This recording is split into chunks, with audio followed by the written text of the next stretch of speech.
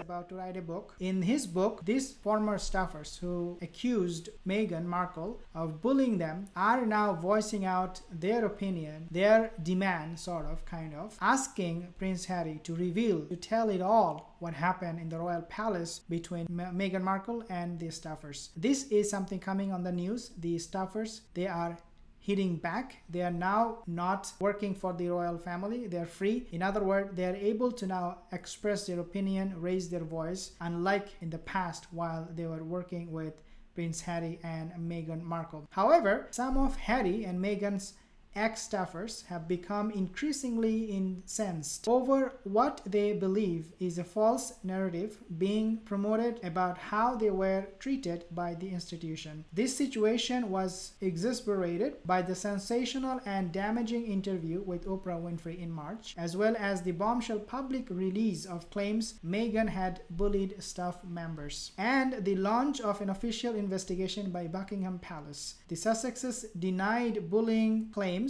and said they were victims of a calculated smear campaign, quote unquote, calculated smear campaign. This is what Meghan Markle and Prince Harry said about these accusations. But the autobiography, for which Harry is expected to receive a $14.7 million advance from Penguin Random House, risks taking the acrimony to another level. Royal Insider reveals from a source, Harry and Meghan's former staff members are convinced that his book is being written to settle scores and will likely include a lot of detail about their time within the royal family. Based on the Oprah Winfrey interview, some of these ex-workers simply do not trust that a full and accurate picture will be presented. Obviously, the reason they are voicing this is because they have seen in the interview with Oprah Winfrey that Meghan and Harry was not telling it all. They were not revealing all the details that these ex-staffers were expecting. Conversations have already started about what steps they might be able to take to protect their own reputation and that of the monarchy post-publication. It remains unlikely that there would be any official overturning of the confidentiality rules because of their importance in protecting members of the royal family from damaging leaks over the years. As we know that once you go to the royal family to work as a staffer, you sign an agreement. You sign on a piece of paper confirming that you will never ever leak any information or do anything or say anything that will damage the reputation of the monarch.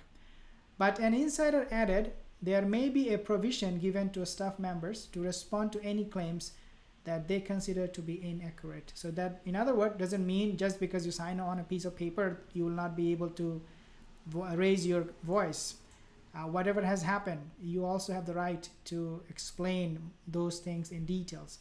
Harry and Meghan's staff hold the key to exposing their experiences about many of their most explosive claims about the royal family. So it is a shame they could remain silenced.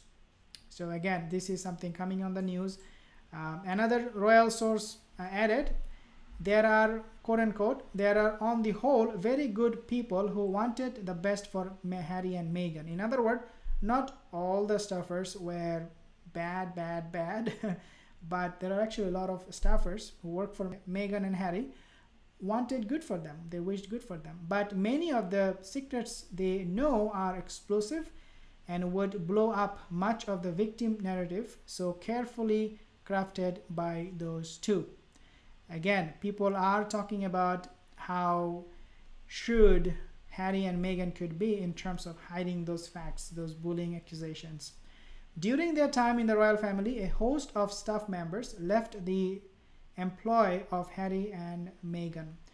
They included private secretaries Samantha Cohen and Amy Pickerell, 2 PAs including Melissa, and 2 nannies. At least 10 former staff members are reported to be wanting to give evidence to the Buckingham Palace investigation into Meghan's alleged bullying behind palace walls. At least 10 former staff members. So that's a good number of people who are willing to testify against Meghan Markle.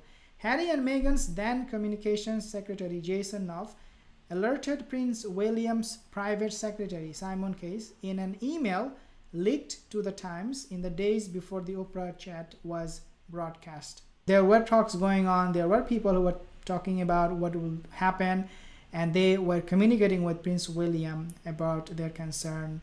The Mail on Sunday revealed at the weekend that Prince Harry's old friends are also horrified that Harry is writing a book and are considering speaking out too. Harry would lash out at them, and we know that for sure because Harry loves Meghan and he will do anything to protect her reputation. He's her husband. A source told the newspaper if Harry slams any of his old school and military buddies in his new book, they have pledged to break ranks to tell their story. So Harry, do not go after anybody and everybody because you'll be in big trouble. People are waiting. People are ready to lash out at you. Last week, it was revealed growing sense of shock and fury among the royal palaces and the Duke of Sussex own family members about his book plan, which a senior royal source told me could be the final, according to the source, and this source is quoting, could be the final nail in the coffin of the royal family's relationship with Harry. This could be the end. This could be the end, and this can be so true. Harry, whatever you do, you have to be very, very careful. Insiders close to the Prince of Wales confirmed he did not know about Harry's book, even though he has been working on it for the past year. And Clarence House is believed to be worried about what Harry might write about his stepmother Camilla. Nobody knows what Harry is going to write about, so this is going to be a complete disaster if he does not care the feelings of these people. Announcing the news of the book, Prince Harry said in a statement, "I am writing this not as the prince I was born, but as the man I have become.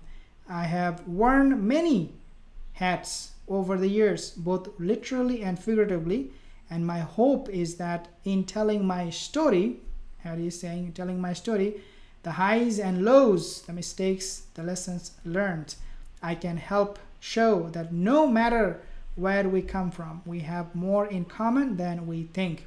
So that's a good thing. Harry is very positive, but people cannot be so comfortable him writing a book mentioning about those people's story.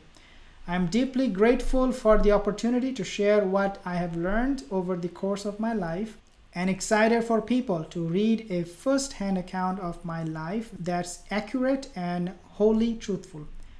But as my royal source concluded, okay, this is talking from a person who has contact with the royal source, many of Prince Harry and Meghan's formal staff doubt the book will be wholly truthful, because if it was, Harry and Meghan would come out of it looking terrible. There are speculations, people are talking about it, what the book will be about.